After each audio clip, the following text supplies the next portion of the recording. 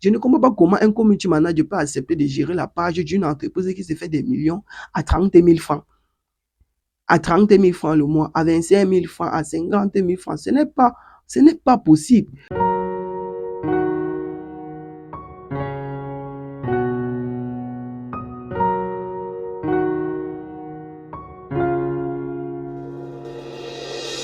Bonjour à toi, bienvenue sur ma chaîne. J'espère que tu vas bien. Si c'est la première fois que tu me découvres, moi c'est Nimpa Stéphane. Et sur cette chaîne, nous abordons principalement deux thématiques qui sont le marketing digital dans sa globalité et l'intelligence artificielle. Alors, aujourd'hui, nous allons parler d'un sujet tellement crucial qui est les erreurs que commettent la plupart des community managers sur les réseaux sociaux. Parfois, je suis en ligne comme ça, en train de travailler, de scroller mon fil d'actualité. Je vois souvent certaines publications faites par des CM débutants et professionnels. Et je vois tellement d'erreurs dedans que je me demande, est-ce que ces gars savent même que ce sont des erreurs qu'ils sont en train de commettre comme ça? Est-ce que ces gars savent même que c'est l'identité d'une entreprise qu'ils ont entre leurs mains, qu'ils sont en train de jouer comme ça avec? Alors aujourd'hui, nous allons décortiquer l'ensemble des erreurs commises par des community managers débutants et professionnels en ligne et je vais vous montrer comment éviter ces erreurs, vous aussi, pour éviter de tomber dans ces pièges. La dernière erreur ici est celle qui me fait tellement mal parce qu'elle est commise par même les professionnels. Même ceux qui ont déjà de l'expérience commettent aussi cette erreur. Alors, si tu veux savoir quelles sont les erreurs dont je parle, regarde cette vidéo jusqu'à la fin et n'oublie pas de t'abonner et de liker la vidéo. Et surtout, si la vidéo t'a plu et tu as vraiment aimé la vidéo, n'oublie pas de laisser un commentaire. Cela me permet d'analyser les statistiques de la chaîne et de voir les contenus qui marchent et les contenus qui ne marchent pas. Alors, regardons cette vidéo ensemble.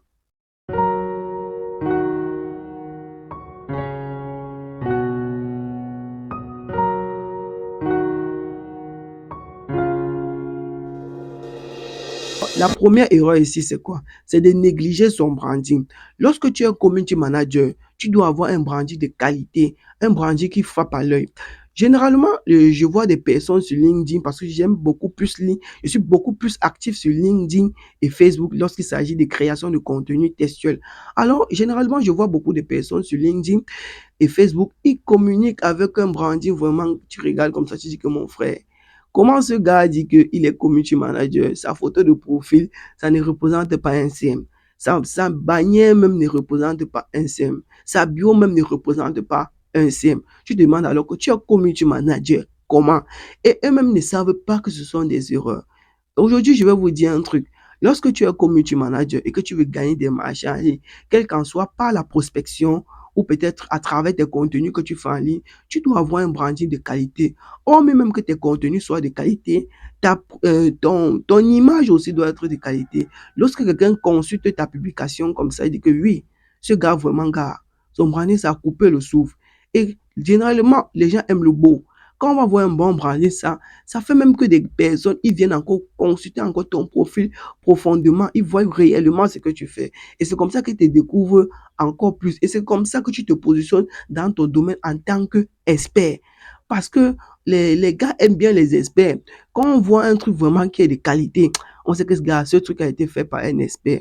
Or, tu peux m'avoir de la compétence, mais le simple fait que tu ne prends pas ton branding en considération, cela peut impacter sur ton activité de community manager en ligne. Donc, le conseil que je vais te donner ici, c'est quoi? Définir un budget annuel dédié uniquement à ton branding. Tu vas prendre peut-être même, tu vas acheter 2, 3 ou 4 vêtements. Tu vas aller dans un studio photo, te faire un shooting tellement professionnel.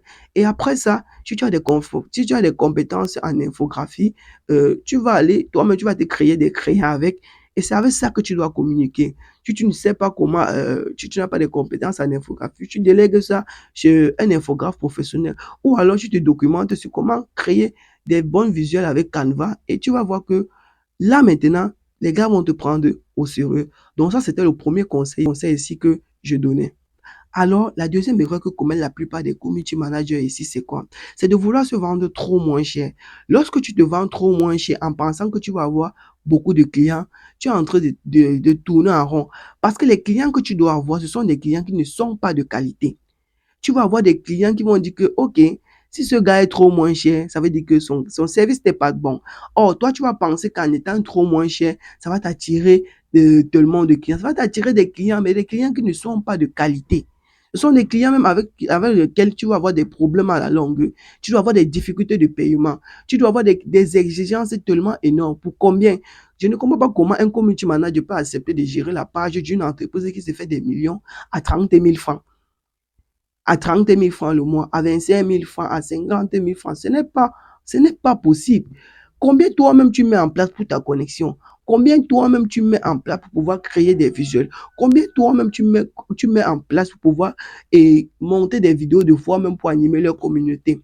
Alors, ce que je veux dire, tu ne dois pas être trop cher, tu ne dois pas être trop moins cher, mais tu dois être dans le juste milieu. Et ceci dépend même déjà de ton niveau d'expérience. Lorsque tu es un gars qui a déjà de l'expérience, qui a de la crédibilité, qui a déjà prouvé son travail sur plusieurs entreprises, sur plusieurs particuliers. Alors, mon frère, tes tarifs doivent être conséquents parce que quand des personnes viennent chez toi, ils viennent par recommandation, ils viennent parce qu'ils ont déjà vu ce que tu as déjà fait en ligne. Moi, il y a des jobs que je ne peux pas accepter. Quand quelqu'un m'écrit même déjà, il énumère le montant. Je dis que mon frère, va voir ailleurs. Parce que même si je préfère rester même 2 mois sans rien gagner que d'accepter des jobs qui non seulement on te paie des sommes minables et que après tu vas encore te voir que tu t'es épuisé mentalement et physiquement dans ce job. Donc mon frère, ce que je vais te donner comme conseil ici, définis tes tarifs. Définis des tarifs tellement justes que quand quelqu'un va voir comme ça, ce n'est pas trop cher, ce n'est pas trop moins cher, mais que ce sont des tarifs vraiment que ça fait référence à un professionnel. Donc ça, c'était la deuxième erreur ici que commettent la plupart des community managers sur le digital. Alors, la troisième erreur ici que commettent la plupart des community managers, c'est quoi? C'est de se croire expert lorsqu'après leur formation, tu as fait une formation, c'est toi qui as suivi une formation d'1 mois, de 2 mois, de 3 mois en community manager. Tu sors, tu dis directement, je suis community manager expert, ou tu as fait tes preuves. On n'est pas expert en un seul jour. Et je vais vous dire, pour moi, il n'y a même pas d'expert dans un domaine. Parce que je prends peut-être le cas du community manager. Tu viens de finir ta formation. Tu attaques directement le marché. C'est bien beau. Tu recherches des clients. Mais avant ça, toi-même, crée une page sur un réseau social de ton choix. D'abord, tu débutes sur ça.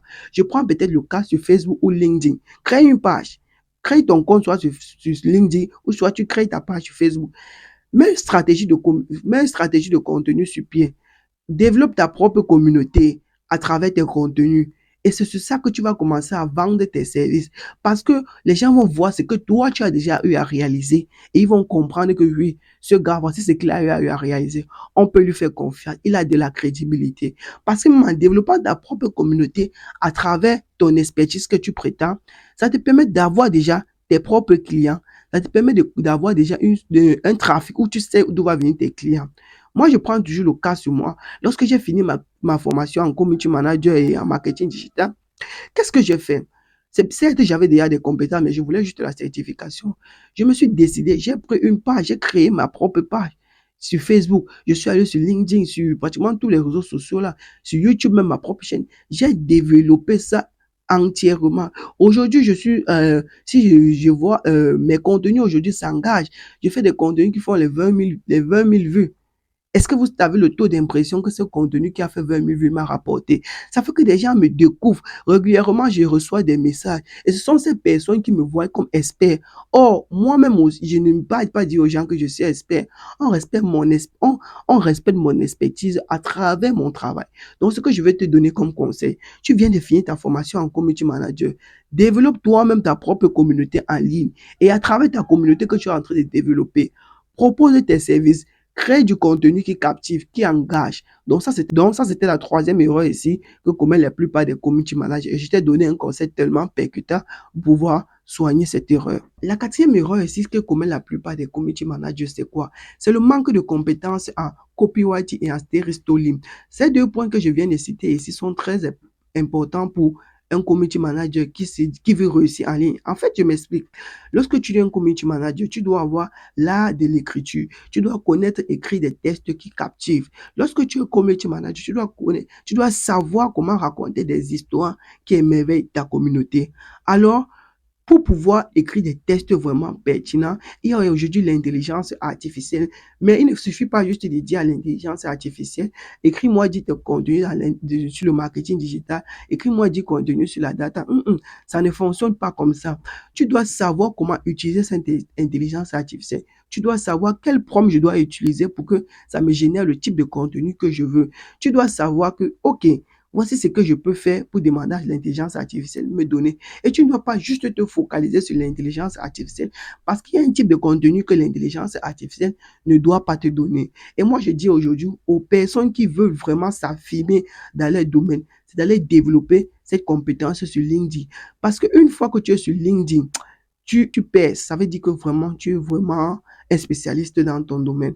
Donc, ce que je vais te dire, apprends à créer des contenus qui captivent. Apprends à créer des contenus vraiment qui peut-être, qui apportent de l'engagement, qui vont permettre aux personnes de laisser beaucoup d'interactions, des likes, des commentaires, des partages. C'est ça qui va permettre aux algorithmes de te mettre en avant.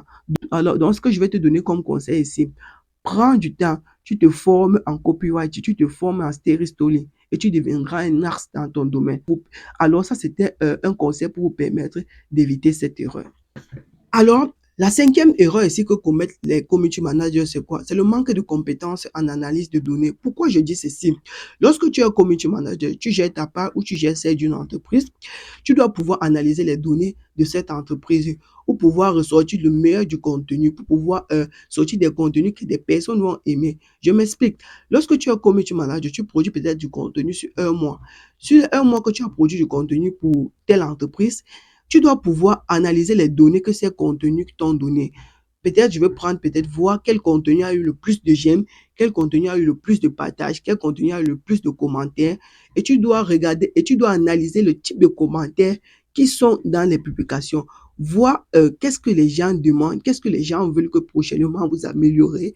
Et c'est à partir de ça, c'est à partir de ces analyses que tu vas pouvoir apporter du meilleur des contenus. C'est à partir de ces analyses que tu vas pouvoir présenter les données, tes résultats à l'entreprise qui t'a embauché, au particulier qui t'a embauché. Et pour analyser ces données d'une entreprise, tu as besoin de certains outils d'analyse, comme peut-être Google Analytics, tu as besoin d'un outil comme peut-être Power BI. Et aujourd'hui, même les plateformes sociales comme Facebook, comme LinkedIn, ont même déjà des tableaux de bord intégrés qui te permettent directement d'analyser tes données. Mais si tu vas aller en profondeur, tu peux prendre des outils d'analyse. Donc ça, c'était la cinquième erreur ici que commet les community managers, le manque de compétences en analyse de données. Alors, la sixième erreur ici que je vais vous partager, c'est juste un bonus pour ceux qui ont regardé la vidéo jusqu'à la fin. La sixième erreur, c'est quoi? Ne pas interagir avec sa communauté. Lorsque tu es un community manager, tu es en train de vouloir développer une communauté en ligne et tu as des commentaires sur ta page, tu ne réponds pas, tu ne likes pas, tu ne laisses aucune interaction avec. Ça fait que tu n'entres pas en profondeur avec ta communauté, avec ta cible. Et cela est un problème. Il faut apprendre à ta communauté de te connaître. Lorsque quelqu'un laisse un commentaire, des fois sur votre page, c'est pour que vous interagissez. Il veut juste que vous, peut-être, vous venez interagir. Que, gars, voici tel qui a laissé un commentaire sur ma page. Je vais prendre peut-être la page du docteur Claudel et Madame Soren Newman. Vous allez voir, ces pages, ce sont des pages où il y a des centaines de commentaires, mais ces commentaires sont toujours répondus. Pourquoi? Parce ils savent l'importance de pouvoir interagir avec leur communauté. Si votre communauté ne vous connaît pas, vous allez tourner en rond. Donc, raison pour laquelle je vous dis toujours, il faut savoir interagir avec sa cible, interagir avec sa communauté. Deux fois, des personnes viendront même laisser juste des commentaires sur votre page pour que vous répondez. Et lorsque vous allez répondre, ça va leur donner un sourire que, gars, docteur Claudel a répondu sur ma page, gars. Madame Soren Newman a répondu sur ma page, gars. Stéphane a répondu sur mon commentaire, gars. Et c'est ça que tu vas voir et les gars seront encore plus fiers. Et ça va créer une affinité entre vous. Donc, ce que je vous dis, apprenez à interagir avec votre cible. Donc, ça, c'était la sixième erreur que commettent la plupart des community managers.